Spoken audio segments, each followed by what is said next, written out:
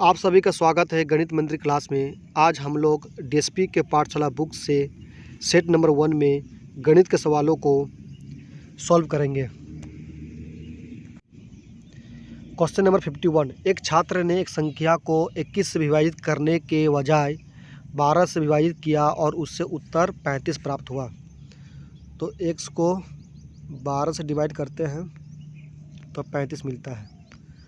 तो x का value मिल जाएगा 35 इंटू 12। सही उत्तर निकालना है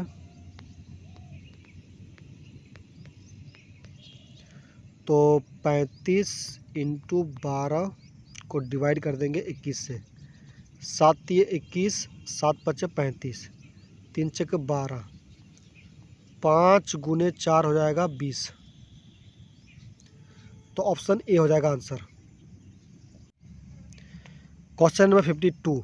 यदि दो संख्याओं की योगफल x plus y is equal to 13 और उनके वर्गों का योगफल x square plus y square equal to 97, तो उनका गुणनफल ज्ञात कीजिए। मतलब एक्स वाई का वैल्यू पूछा है, एक्स इंटू वाई का वैल्यू पूछा है। तो एक्स इंटू वाई का वैल्यू हो जाएगा 13 का स्क्वायर करते हैं 169 मिलता है। माइनस इस 97 को माइनस करो और 2 से डिवाइड कर दो। यहाँ पर अप्लाई करेंगे हम लोग यूनिट डिजिट कंसेप्ट। 9 में से 7 घटाओ कितना होता है 2। अब डिनोमिनेटर में जो 2 है इनके साथ ऐसा नंबर का गुना करना है कि गुना करने के बाद यूनिट डिजिट 2 मिल जाए। ऑप्शन ए में आते हैं और 72 का यूनिट डिजिट 2 होता है। इस 2 को गुना करते हैं तो 4 मिलता है, जबकि यूनिट डिजिट 2 चाहिए, तो ऑप्शन ए आंसर नहीं होगा। ऑप्शन बी में आते हैं 36 का यूनिट डिजिट 6 होता है और 6 को गुना करेंगे इस 2 से तो 12 मिलता है और 12 का यूनिट डिजिट 2 होता है। तो इस तरह से यूनिट डिजिट 2 मिल जाता है, तो ऑप्शन बी हो जाएगा आंसर। Question number 53। इस 30 को ब्रेक करेंगे प्राइम नंबर से तो 5 इंटू 6। यह प्लस का साइन है इसलिए बड़ा नंबर आंसर हो जाएगा। मतलब 5 और 6 में से बड़ा नंबर 6 है तो आंसर 6 हो जाएगा। अगर प्लस का माइनस होता है तो छोटा नंबर आंसर होता है। जैसे कि 6 और 5 में से छोटा नंबर 5 है तो आंसर 5 होता। आई होप इस कंसेप्ट को आप अच्छी तरह से समझ गए होंगे। Question number 54। वह छोटी से छोटी संख्या ज्ञात कीजिए जिसे 8, 12 और 18 से विभाजित करने पर क्रमशः 6, 10 और 16 शेष बचता हो। 18 जो 9 का मल्टीपल होता है और 18 का शेष 16 है, तो 16 का डिजिट सम होता है 7। हम ऑप्शन के वैल्यू में डिजिट सम 7 ढूंढेंगे। ऑप्शन ए में आते हैं तो इसका DS 11 होता है, होगा नहीं आंसर। 4 4 8 9 ये भी नहीं होगा। 6 4 10 11 ये भी नहीं होगा। ओनली ऑप्शन डी में डिजिट सम 7 है, तो ऑप्शन डी हो जाएगा आंसर।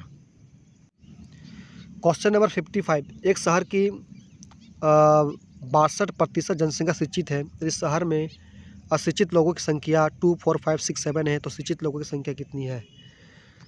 तो यहाँ पर अशिक्षित लोगों की संख्या गिवन है, तो 62% जनसंख्या शिक्षित है, तो अशिक्षित हो जाएगा 38% का वैल्यू गिवन है 2 4 5 6 7, तो 62% का वैल्यू पूछा है।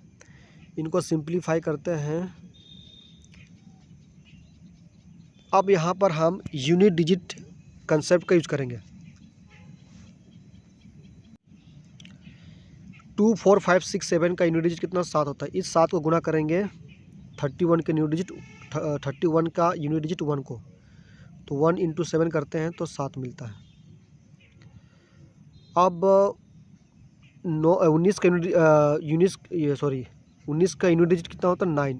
इस 9 को गुना करेंगे ऑप्शन के वैल्यू के यूनिट डिजिट को। जैसे कि ऑप्शन ए में आते हैं तो 4 1 8 2 3 का यूनिट डिजिट 3 होता है, तो 3 से गुना करते हैं तो 27 मिलता है और 27 का यूनिट डिजिट 7 मिलता है। तो ऑप्शन ए हो सकता है आंसर। ऑप्शन बी और ऑप्शन सी आंसर नहीं होगा। ऑप्शन डी भी आंसर हो सकता है। अब यहाँ पर 2 ऑप्शन मिल गया है। अब तो हम यहाँ पर डिजिट सम का यूज करेंगे। इसका डिजिट सम कितना होता है, 5 4 9, 9 को नहीं काउंट करेंगे, 7 8 9 काउंट 6 यहाँ पर मिलता है। और 3 + 1 करेंगे तो DS कितना मिलेगा, 4 मिलेगा। इस 4 को गुना करेंगे तो 6 × 4 24, और 24 का DS होता है आपका 6। 19 का DS कितना होगा, 9 को काउंट नहीं करेंगे तो 1 मिलेगा, और इस 1 के साथ गुना करेंगे।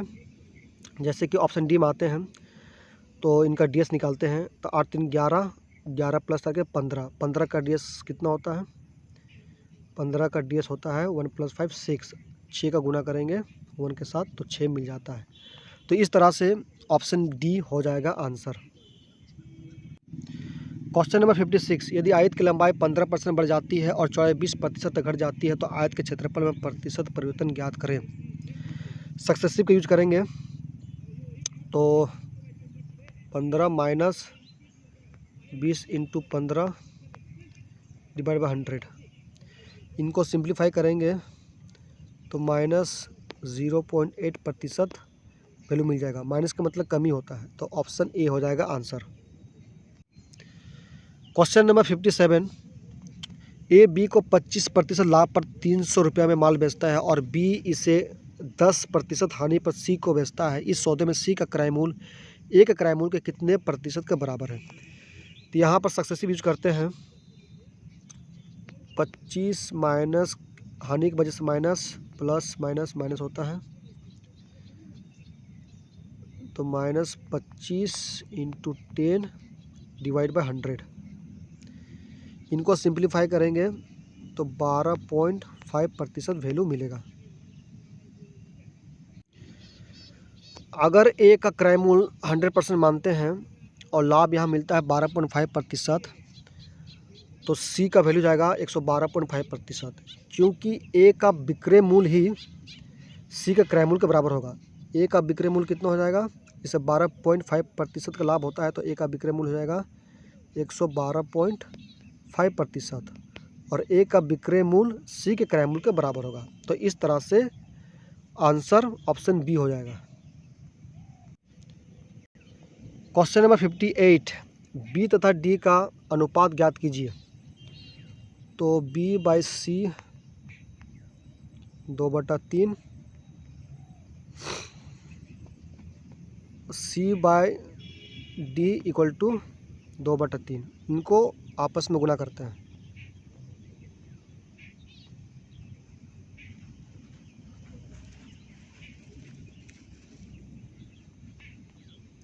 C से C कैंसिल, तो आंसर मिलेगा 4/9, तो B/D का वैल्यू 4/9 मिल जाएगा। ओनली ऑप्शन बी हो जाएगा आंसर। क्वेश्चन नंबर 59, ए और बी क्रमश 12,000 रुपये और 6,000 रुपये का निवेश साझेदारी में एक बिजनेस शुरू करते हैं। 8 महीने बाद 15,000 की पूंजी के साथ सी भी बिजनेस में जुड़ जाता है। 2 वर्ष बाद 33,600 रुपये का लाभ में सी का भाग कितना होगा, पूछा गया है। तो प्रॉफिट होता है टाइम इनटू इन्वेस्ट मनी। तो यहाँ प्रॉफिट का रेशो निकालते हैं। 1000 का मतलब के होता है, तो 1000 का वैल्यू को डिनोट किए हैं के से। तो यह प्रॉफिट का रेशो हो जाएगा 12 × 24 और 6 × 24 और 15 × 16। 24 का मतलब क्या होता है, 2 वर्ष में 24 महीना होता है। तो मनी को मनी को गुना किया गया टाइम से, और यहाँ पर 16 जो मंथ निकला है, 24 में से 8 महीनों को माइनस करके 16 मंथ निकला है। इनको सिंप्लीफाई करते हैं तो 8 × 24, 8 × 24 और 8 दूनी 16, यहाँ सिंप्लीफाई 3 × 5 = 15, 3 3 कैंसिल, इनको सिंप्लीफाई करते हैं तो 3 × 5 = 15, 3 × 8 = 24, 3 × 8 = 24, 8 से करते हैं तो 8 दूनी 16, 2 से करते हैं तो 2 × 6 = 12, 2 × 3 = 6। रेशियो में सिंप्लीफाई करने के बाद प्रॉफिट का रेशियो 6 3 और 5 मिल जाता है। यहाँ पर प्रॉफिट गिवन है 33,600 रुपया, तो इनको ऐड करेंगे तो 14 मिलता है और इस 14 का वैल्यू गिवन है 33,600। तो 14 का वैल्यू गिवन है 33,600। पूछा गया सी का भाग कितना है 5, तो 5 का वैल्यू निकालना है। यहाँ पर 3 का मल्टीपल है तो ऑप्शन के वैल्यू 3 का मल्टीपल चेक करेंगे तो ऑप्शन सी और ऑप्शन डी आंसर नहीं होगा। 15 में 3 का मल्टीपल होता है, 12 में 3 का मल्टीपल होता है। अब यहाँ पर अप्लाई करेंगे हम लोग डीएस कंसेप्ट, मतलब डिजिट सम। 14 का डीएस कितना होता है 1 + 4 कितना होता है 5, तो इसका डीएस होता है 5 और इस 5 से इस 5 कैंसिल हो जाएगा और इधर डीएस कितना होता है 6 3 9 को नहीं लेंगे 3, तो 33600 का डीएस होता है 3। अब ऑप्शन के वैल्यू में डीएस ढूंढेंगे 3। ऑप्शन ए में आते हैं तो 5 + 1 6 होता है, तो ऑप्शन ए नहीं होगा आंसर। ऑप्शन बी में आते हैं तो 2 + 1 3, तो इस तरह से आंसर बी हो जाएगा आंसर। आई होप आप इस कंसेप्ट को अच्छी तरह से समझ गए होंगे। क्वेश्चन नंबर 60, पी और क्यू एक कार्य को क्रमश 12 दिन और 16 दिन में कर सकते हैं। पी ने अकेले काम शुरू किया, कितने दिन के बाद क्यू को पी के साथ काम करना चाहिए ताकि कार्य 9 दिन में समाप्त हो जाए। तो पी टोटल 12 दिन में से 9 दिन काम करता है अकेले, तो रिमेनिंग वर्क हो जाएगा 1/4 और क्यू को इस रिमेनिंग वर्क को कराना है तो क्यू के दिन को गुना कर देंगे, तो 4 × 16।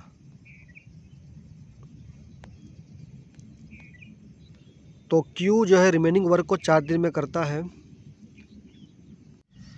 क्यू 4 दिन में रिमेनिंग वर्क करता है और यहाँ टोटल 9 दिन गिवन है और क्यू जो है पी के साथ काम करेगा 9 में से 4 × 5, तो क्यू पी के साथ 5 दिन तक काम करता है, तो ऑप्शन डी हो जाएगा आंसर। क्वेश्चन नंबर 61, ए और बी एक कार्य को क्रमश 12 दिन और 16 दिन में कर सकते हैं। दोनों मिलकर उस काम को 3 दिनों तक साथ करते हैं। तो सबसे पहले ए बी का वर्किंग टुगेदर डे निकालते हैं। 12 और 16 को सिंप्लीफाई करेंगे रेशियो में। अब इन रेशियो को ऐड करेंगे तो 3 + 4 कितना होता है 7। अब इस 7 को डिनोमिनेटर में लिख देंगे। अब यहाँ पर जो रेशियो निकला है 3 और 4, 3 के साथ 16 का गुना करो या 4 के साथ 12 का गुना करो तो 48 मिलता है। तो इस तरह से ए बी का वर्किंग टुगेदर डे 48/7 दिन मिल जाता है। अब यहाँ पर ए बी जो है टोटल 48/7 दिन में से 3 दिन काम करता है। इनको सिंप्लीफाई करते हैं तो 7/16 दिन मिल जाता है। तो 16 में से 7 काम हो चुका है, ये दिन नहीं है, 16 में से 7 काम हो चुका है, तो रिमेनिंग वर्क हो जाएगा 9/16, ये रिमेनिंग वर्क हो गया। अब आगे क्वेश्चन में कहा कि ए तो छोड़ देता है काम, फिर बी जो है उस बचे हुए काम को अकेले कितने दिन में पूरा करेगा। तो बी के दिन को गुना कर देंगे इस बचे हुए काम से, तो बी का दिन है 16, तो 16 से 16 कैंसिल हो जाएगा तो आंसर मिल जाएगा 9 दिन। तो इस तरह से बी बचे हुए काम को 9 दिन में करता है, तो ऑप्शन सी हो जाएगा आंसर। क्वेश्चन नंबर 62, 10% पानी युक्त 16 लीटर दूध को इतना पतला करने के लिए उसमें कितना लीटर पानी मिलाया जाना चाहिए कि मिश्रण में पानी की मात्रा 20% हो। यहाँ पर पानी मिलाना चाहिए पूछा गया है। 10% का पानी है तो मिल्क 90% होगा और यहाँ पानी 20% है तो मिल्क 80% होगा। मिल्क पहले 90% था, अब हो गया 80%, तो कितना का कमी हो गया 10 की कमी हो गया, तो मिल्क कम जाता है 90 में से 10। इनको सिंप्लीफाई करते हैं तो 1/9। अगर मिल्क डिक्रीज बाय 1/9 तो water increase by 1/8। Numerator value को सेम रखेंगे और इस 9 में से 1 घटा देंगे तो 8 मिल जाता है। अब इस 1/8 को गुना कर देंगे 16 लीटर से, तो आंसर 2 लीटर मिल जाता है। तो ऑप्शन ए हो जाएगा आंसर। क्वेश्चन नंबर 63, 20 मिनट में एक टैंक को भर सकता है और खाली 60 मिनट में कर सकता है, तो टैंक कितने देर में भर जाएंगे?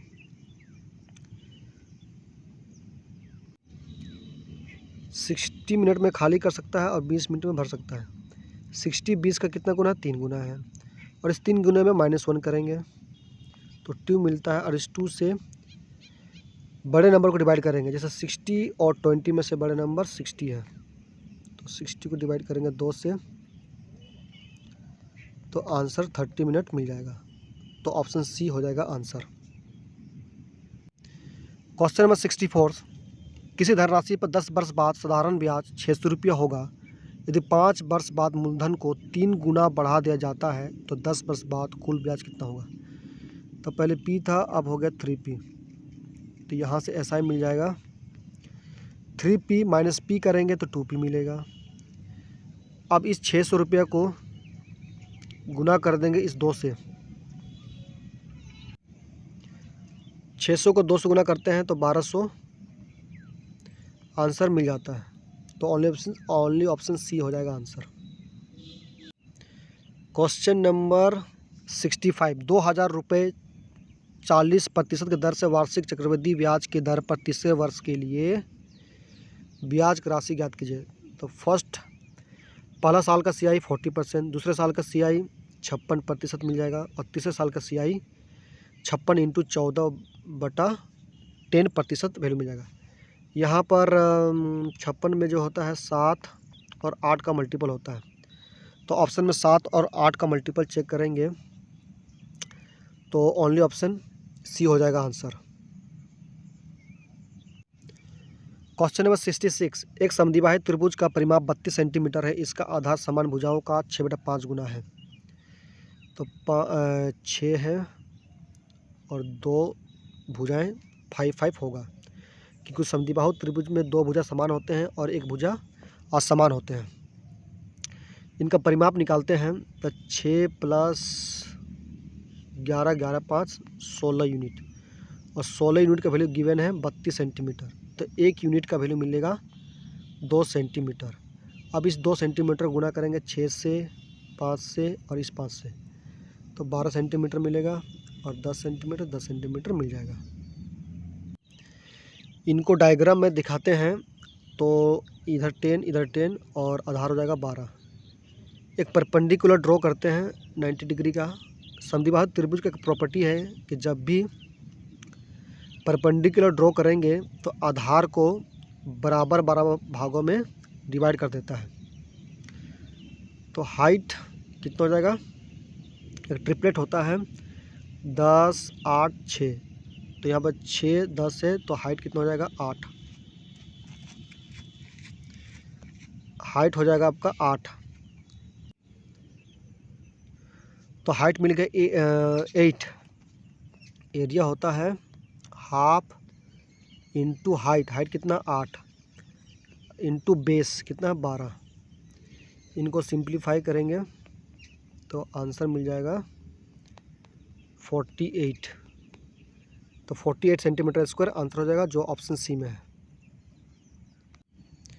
क्वेश्चन नंबर 67, यदि किसी समचतुर्भुज की एक भुजा और दोनों में से एक विकर्ण प्रत्येक 16 सेंटीमीटर है तो समचतुर्भुज के क्षेत्रफल सेंटीमीटर स्क्वायर से कितना होगा? तो समचतुर्भुज का डायग्राम बना लेते हैं। एक विकर्ण की लंबाई 16 सेंटीमीटर है और यहाँ पर भुजाओं की 16 सेंटीमीटर गिवन है। तो ये एक तरह का इक्विलेटरल ट्रायंगल बन गया। यहाँ पर 2 यूनिट का वैल्यू गिवन है 16 सेंटीमीटर। कितना टाइम से? 8 टाइम से। अब इस 8 टाइम्स को स्क्वायर कर देंगे तो 64 मिलेगा, और 64 के साथ √3 का गुणा कर देंगे तो एरिया ऑफ इक्विलेटरल ट्रायंगल मिल जाएगा। तो एरिया ऑफ इक्विलेटरल ट्रायंगल का एरिया हो जाएगा 64√3। लेकिन यहाँ पर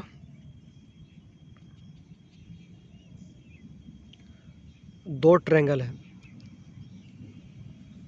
2 इक्विलेटरल ट्रायंगल है, तो 2 के साथ गुना कर देंगे 64 को, तो आंसर मिल जाएगा 128√3। तो आंसर हो जाएगा only option D. Question number 68, x³ + 1/x³ divide by x² + 1/x² का मान ज्ञात कीजिए।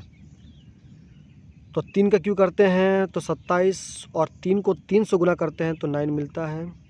डिवाइड 3 को स्क्वायर करेंगे तो 9 और -2 कर देंगे तो आंसर मिल जाएगा 18/7। Only option C. Question number 69, एक वृत्त का परिधि 132 सेंटीमीटर है, उसके उस भाग की परिधि कितनी होगी जिसका केंद्र कोण 135 डिग्री है। यहाँ पर सेक्टर का वैल्यू सेक्टर का परिधि पूछा है। सेक्टर का परिधि होता है 2π, सेक्टर का फॉर्मूला होता है 2πr θ/360 डिग्री प्लस 2r। यहाँ पर r का वैल्यू 2πr का वैल्यू गिवन है 132, थीटा का वैल्यू 135 डिवाइड बाई 360 प्लस